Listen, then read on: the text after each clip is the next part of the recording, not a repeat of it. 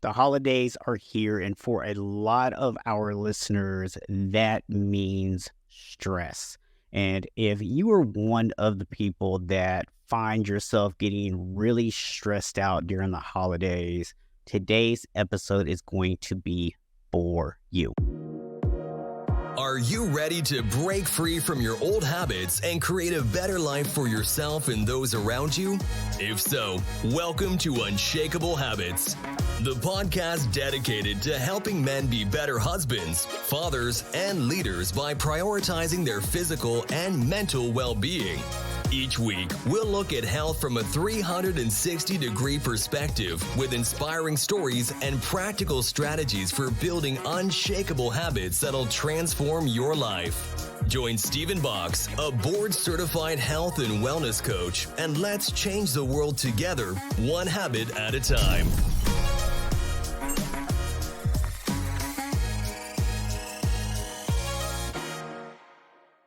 All right, guys, welcome to Unshakable Habits, the podcast dedicated to helping men reclaim their health so that they can create a better life for themselves and those who depend on them. I am your host, Stephen Box, board-certified health and wellness coach. And today, guys, we're going to be talking about stress during the holidays, what causes it. I'm going to talk to you guys a little bit about what I see most people try to do to solve it and why it's not working for them. I'm going to give you some really practical suggestions on things that you can do that are going to help with that. Also, today we're going to dive into a little bit of some scientific research. Don't worry, I'm going to keep it super basic. So if you're not a science nerd, you're not going to be overwhelmed by this. But I do want to start breaking into some of these different research studies and give you guys some information. And today it is going to be about what really happens to you when you wear stress as a badge of honor. And I'm going to tell you guys, you might be surprised by the findings. So we're going to talk about that as well today. But first of all, let's start with this conversation about stress. Now, maybe you're a guy who acknowledges, yes, I get super stressed out during the holidays. And I just want to say it's totally normal, because here's the reality. A lot of times the holidays means travel. It means getting a lot of work done before you leave, possibly knowing that you're going to come back to a pile of work, even if you are working late nights and everything else to get stuff done before you leave, because you're taking an extended period of time off of work. It also means for some people maybe having to deal with family coming in, accommodating extra people in their house. It means having things like office parties to go to. It also means getting out of your normal routine and having to adapt to what's going on around you. So with all that, guys, it's understandable that stress is something that a lot of us are dealing with this time of year. And the good news is there's something we can do about it, and that's what I'm going to be giving you today. First of all, how do you know if you're stressed? Because I think for a lot of guys, they know, but sometimes the signs of stress aren't always obvious to us. We might attribute it to other things outside of stress. And sometimes it can be attributed to other things. So we really want to look at combinations. So for example, in your body, you might notice a lot of extra fatigue, maybe like headaches, really tight muscles, especially I find for a lot of guys, it's like the upper shoulders, upper back, neck area.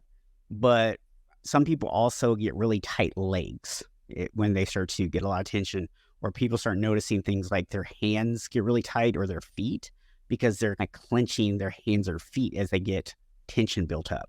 So these are just some things to look for. Also, mentally, maybe you worry a lot more. Maybe you become more indecisive. If you're normally a really decisive person, all of a sudden you're really struggling to make decisions. You start finding yourself using a lot of negative language, things that are not positive, and especially if you're including words like always and never in your sentence, as in like, I never catch a break, or I always have bad things happen to me. These are signs of stress. You may also find that your thinking is a little bit foggy, or you have impaired judgment. Emotionally, You may have a lack of confidence. You may lose some of your confidence. You may feel indifferent or maybe even depressed or irritable. You may also notice that you have some trouble sleeping. So there may be some mild insomnia if that's not normal for you, and all of a sudden you're experiencing that. And then behavior-wise, maybe you have a lost appetite, or maybe you're always hungry, right? You become more accident-prone, or you're really restless, or you start feeling like you're lonely, or maybe you are abusing substance. And I want to be careful when I say abusing, because I think some people, when they hear the word abusing substances, think like, what would just use alcohol as an example here, but they go, I'm not an alcoholic. I don't drink that much. And the thing I would say is, where are you at compared to where you normally are? Are you drinking more than normal? And that's not to necessarily say that you're drinking too much. It's just being noticed or taking notice of the fact that you are drinking a little bit more than normal. If any of that is happening for you, then more than likely you are experiencing stress, whether you think of it as stress or not. Those are all warning signs that stress exists inside of your body. And I think a perfect picture of that, and it's very appropriate for the conversation today, one of my favorite holiday movies, National Lampoon's Christmas Vacation. If you go back and really watch that movie, first of all, if you haven't seen it, you need to go watch it. Absolutely hilarious movie. One of my absolute favorite movies. I could probably honestly sit here and quote the thing to you word for word, because my wife and I watch it at least 5-6 times every holiday season. That aside, if you go back and just really watch the movie and just pay attention, you'll start to see slowly through the movie that Clark Griswold just becomes more and more stressed. And a lot of his stress stems from the fact that he wants to give his family this perfect holiday. And I think for a lot of us guys, that's a very common thing, right? We want everything to be perfect because we've been taught, and a lot of us have lived out this idea that we need to put ourselves last, we need to put everybody else first. And even if you don't explicitly think that, I think it's just something that we intuitively do, right? I mean, I know even myself, I have a lot of boundaries, in place.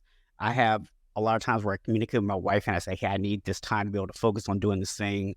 And she's totally supportive of that.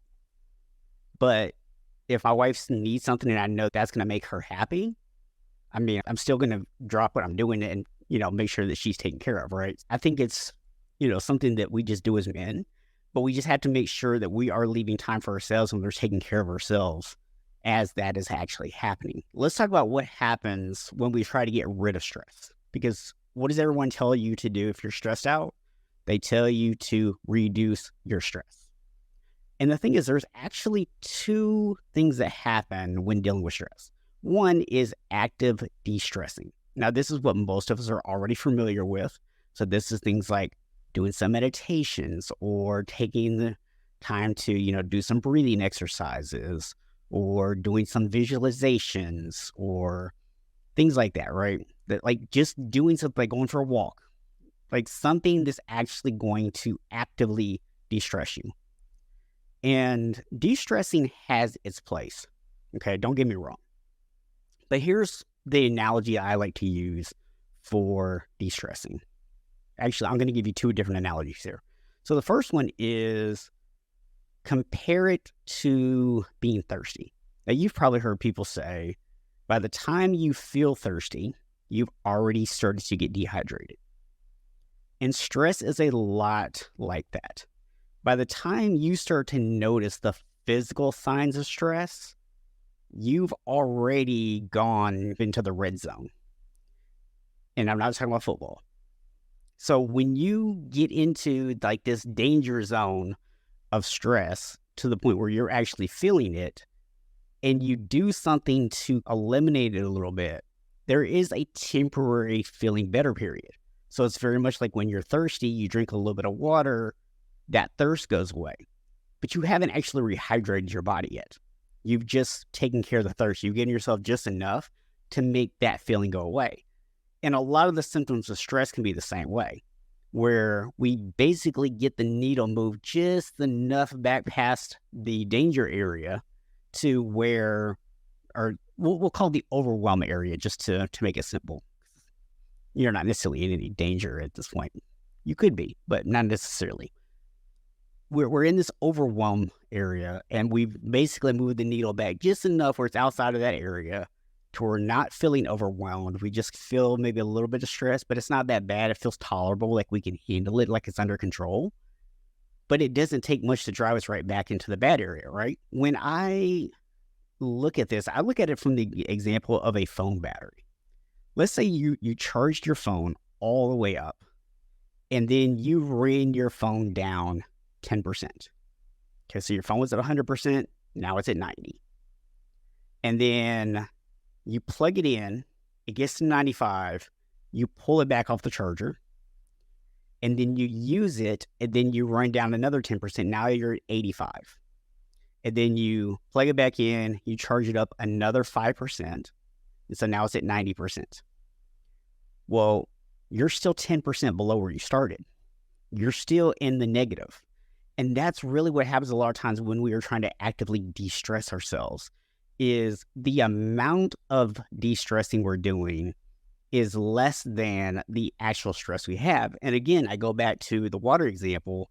The reason for that is we've only moved the needle just far enough to where we're not feeling the stress anymore. But it's still there. It's still being accounted for. So that is the reason why all of a sudden we feel like, oh, I'm okay now. But the reality is we haven't fully recharged the battery yet. The battery is still operating at a negative. That's what happens when we try to actively de-stress. And that's why most people, even though they're trying to do those things, they don't feel like those things are really working for them. Okay, so to this point, we've talked about how the stress builds up. We've talked about how to recognize if you have too much stress.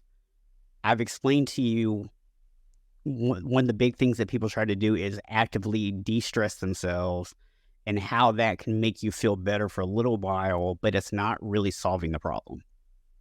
So now what I'm about to share with you is the second part of the equation, which is preparing yourself for stress. So let me give you a few different examples here, and then I'm going to give you 3 tips that you can actually utilize this holiday season. So for me, I worked retail for 13 years. And as a result of that, I have some leftover anxiety. I don't want to call it PTSD, but that's honestly the best comparison I can make to it. And the reason I don't want to say it that way is I don't want to make light of anyone who has PTSD whatsoever by comparing my situation, but it's very much like that, because I can be around crowds, like at a football game or a concert, and I'm totally fine. But if you put me around a crowd, like in a environment like a grocery store or a department store, it just drives me crazy. Like I don't want to be there. What I find is I have to prepare myself to go into those places. Mentally, I have to prepare myself. Physically, I have to prepare myself to be able to walk into those environments and not get really anxious and really irritable with people. And that's because actively de-stressing in those moments can help, but it's so much better if I walk in with a plan so that I'm not now trying to figure out in the moment how I want to react. Because remember, I said one of the signs of stress is things like foggy thinking or indecision. So if you are at a point where you're indifferent, your thinking is foggy, and you are really struggling with decision making, does that sound like the time you want to be making decisions? Of course not. You want to already know how you're going to handle those situations. But prepping goes beyond just that. And that's the 3 tips I'm going to give you guys today that you're going to be able to use throughout the holiday season. Number 1 is exercise. Now, exercise, a lot of people think of it as an active de-stressing thing, and it can be. For example, say you're doing something like some yoga or you're going for a walk, those absolutely can be part of a great de-stressing program. However, exercise also prepares us to deal with stress. I'm going to read a quote here from Arnold Schwarzenegger. Probably heard of him. Training gives us an outlet for suppressed energies created by stress, and thus it tones the spirit just as exercise conditions the body. When we exercise, what we do is we teach our bodies how to deal with stress. And we can actually do certain types of exercise that build up our stress resilience better. It actually teaches our body to activate our parasympathetic systems. And that is the rest and digest system that we have, which helps to counteract stress. And the more that we do this, the more it benefits us and the more that we are able to withstand and be resilient towards stress. Because remember, a stressor is not in and of itself a bad thing. Stress can be a positive. When we have the right amount of stress, it actually is very motivating and moves us towards our goal. We'll talk a little bit more about that in our science section later. But when we start to get too much stress, when it starts to become overwhelming, then we start to get burnt out. And what we're doing with exercise, and by doing the right types of exercise to build resilience towards stress, is we're giving ourselves two advantages. Number one, we're pushing the needle a little further over. It takes longer for us to hit that stress point where we start to become overwhelmed. The second thing is, I gave you the battery analogy earlier, and when we train our bodies to be more resilient towards stress, what we do is it's like plugging your phone into a fast charger. All of a sudden, instead of you getting the slow charge, now you're getting the super fast charge. So for those of you who have a newer phone and it tells you can fully charge your phone in like 30 minutes or whatever, this is what I'm talking about when I say plugging it into a fast charger. And that's exactly what training our bodies to be resilient towards stress can help us do as well. Okay, so now that is what we're going to do for situations that we don't really know what's going to happen. That's just getting our body prepared for situations in advance. And the second area that we're going to look at, the second step we're going to look at is anticipate.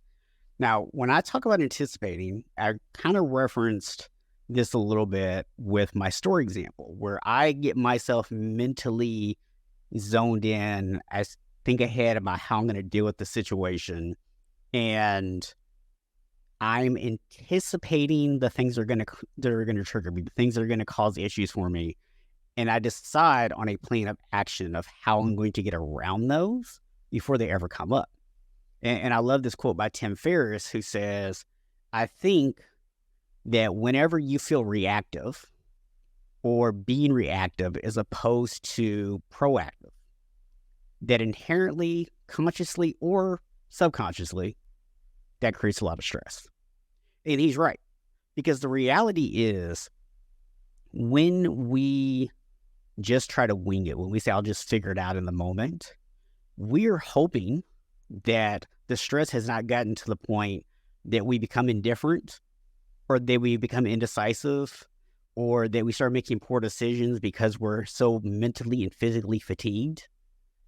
And unfortunately, guys, that's usually what happens, right? So you have to have a strategy in place to go, okay, when I start to feel myself getting overwhelmed, this is what I'm going to do. Or if you know specifically what your triggers are, then if you find yourself face to face with that trigger, what am I going to do? Now, I want to be very clear here. This is not medical advice. Some people may have deeper traumas that trigger them, things that they need to deal with. I want to encourage you to seek the help of professionals. This is not just something that I'm like, oh, just think your way out of it. I just want to be very clear about that, because for some people, you may need professional assistance with this, and there is no shame in that. It's totally understandable. But if that's not you, if you don't have like a major trauma that you're dealing with, and it's something that as long as you can come up with a game plan and get yourself out of that situation and you're good, then this advice is going to be for you. And then the third thing is actually just focus on something else. Usain Bolt actually says, and I'm just going to read this one to you guys, says, I've learned over the years that if you start thinking about the race, it stresses you out a little bit. I just try to relax and think about video games, what I'm going to do after the race, what I'm going to do just to chill, stuff like that to relax a little before the race. Usain Bolt is the fastest man on the planet, right? And has won a lot of races. It's interesting because you hear a lot of athletes talk about visualization and how they're thinking only about the race and all that kind of stuff. And you hear he's going, look, I find I get a little bit stressed out when I do that. And so I actually focus on things that are going to happen after the race or, whatever. And I think we can use that same thing here. So rather than trying to be like Clark Griswold and trying to make Christmas perfect for everybody or Thanksgiving perfect for everybody, if instead we say, you know what, I can't control the outcome. I can't decide if everyone else is happy or whatever. All I can really do is the best that I can do.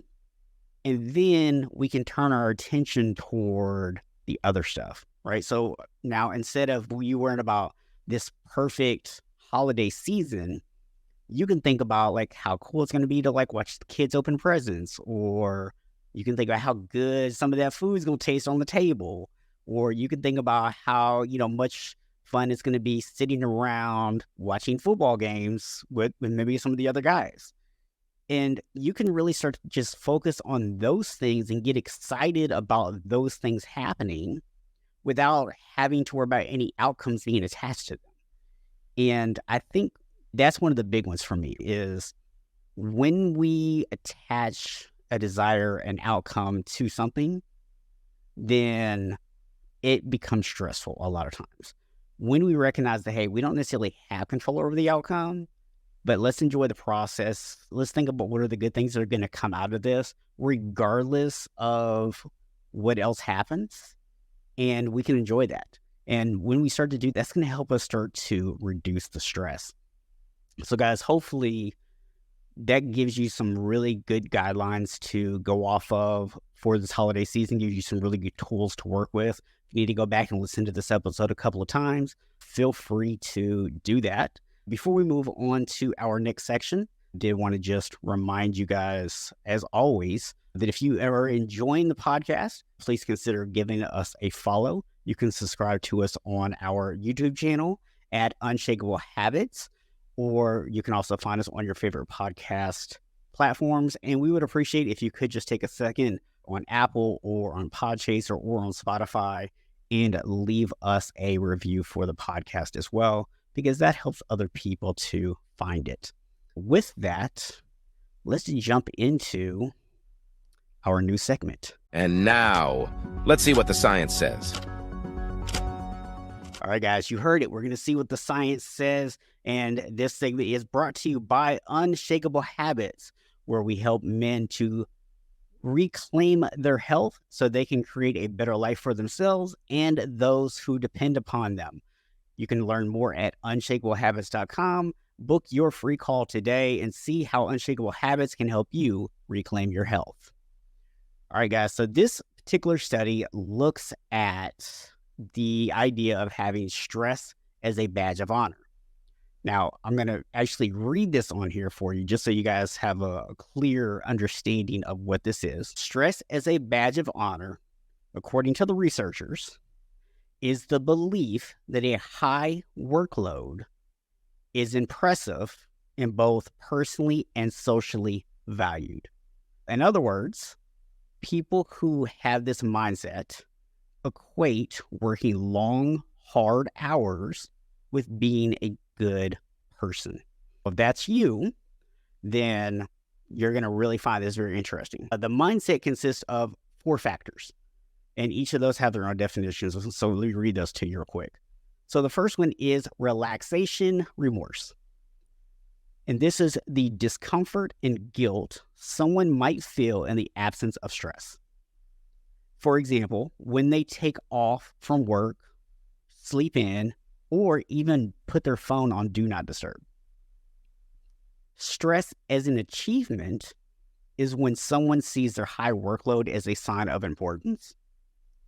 Stress-related social comparison, otherwise known as 𝗪𝗏, a tendency to compare one's workload to the workload of others. For example, someone might come in earlier or stay later because they notice coworkers or their boss doing the same. And then stress-related impression management is when someone attempts to create a social image of themselves being a hard worker.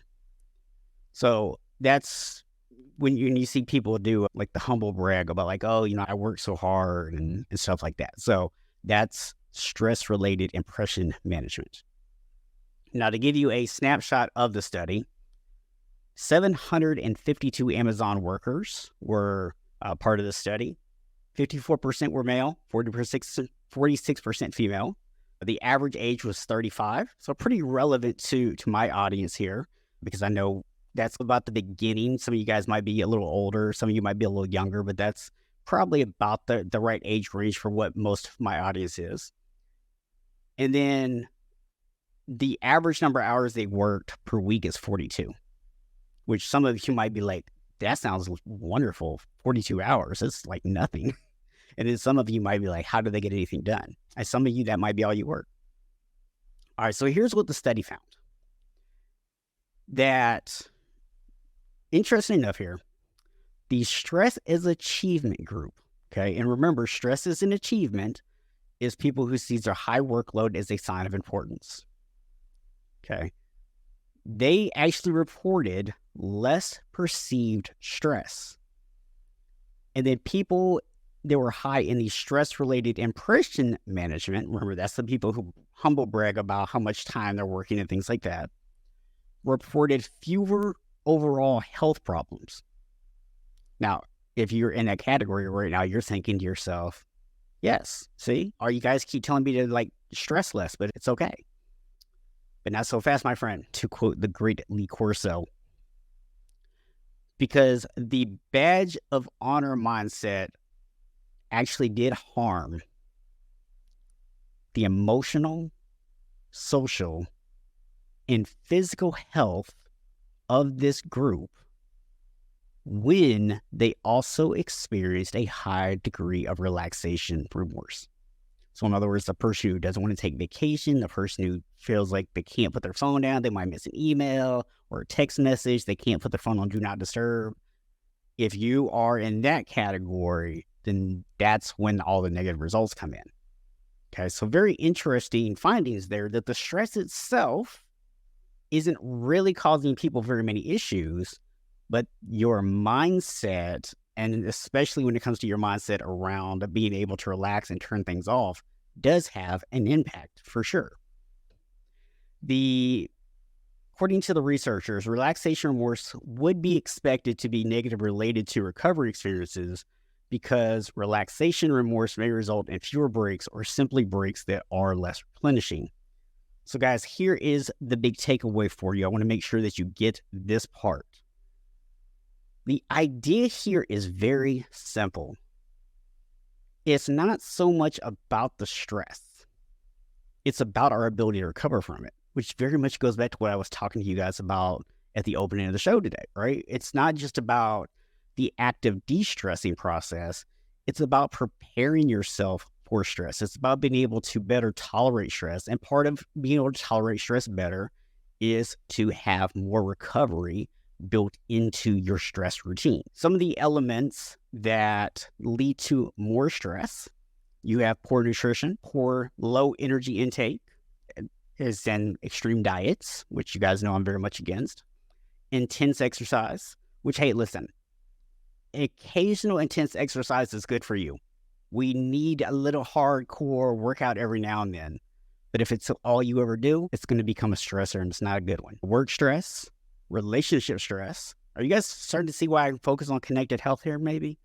Caregiving, financial stress, loneliness, negative emotions, environmental stress, alcohol and drug use, and illness and injury. So those are things that can increase stress. So what about that recovery? How do we get better? Good nutrition, regular sleep, gentle movement, fulfilling activities. One of my components of connected health is existential health, sense of purpose, right? So fulfilling activities, social connections, environmental social health, positive emotions, emotional health, time in nature, and mindfulness. So when you can start doing all these things, what ends up happening is, again, I go back to the phone analogy. You start putting the phone on the rapid charger and it starts charging faster. So now you're able to get the battery fully recharged again to be ready to use, rather than constantly using your battery at a deficit. Now, one final thing I want to give you guys on this. For some of you, if this applies to you, that means that you really struggle with relaxation remorse. And therefore, this idea of just sitting around and doing nothing could actually make things even worse for you. And the good news is you don't have to just sit around and do nothing. You can look at this as an active process. So getting out, spending more time in nature, doing more walks, having exercise, but maybe just having some lower intensity days, spending time with your family, things that are active, but they're things that aren't creating negative stress or creating positive stress for you. And so if we can do that, we can actually start to turn around this. Because again, it's not about the amount of stress. It's really about the amount of recovery. And that's something that a lot of people get wrong. So I wanted to share that with you guys today, because the science, I think a lot of times we don't really look at, because it can be so complicated. These papers are written in languages that only scientific researchers or people who have been taught how to read them even understand. So I want to give you guys some of this stuff and give you practical advice for actually how to approach it. So with that, guys, that is going to be it for our show this week. Did want to just really quickly let you know, I do have a few coaching spots open right now. So if you are looking for some one-on-one coaching over the holidays, you want to help kind of figure out how do I, recover better? How do I get my stress levels in check? And how do I hit the ground running in January on the rest of my health goals? You can do that by helping you get started now. And you can go to unshakablehabits.com, schedule a free roadmap call, and I will be happy to sit down and talk with you guys about that. With that, guys, as always, I want to remind you that while none of us are born unshakable, we can all become unshakable. See you next week and enjoy your holidays. Thank you for listening to the Unshakable Habits podcast with Coach Stephen Box. Be sure to hit the subscribe button and help us spread the word by sharing the podcast with other men. If you're ready to create unshakable habits, you can learn more and connect with us at unshakablehabits.com.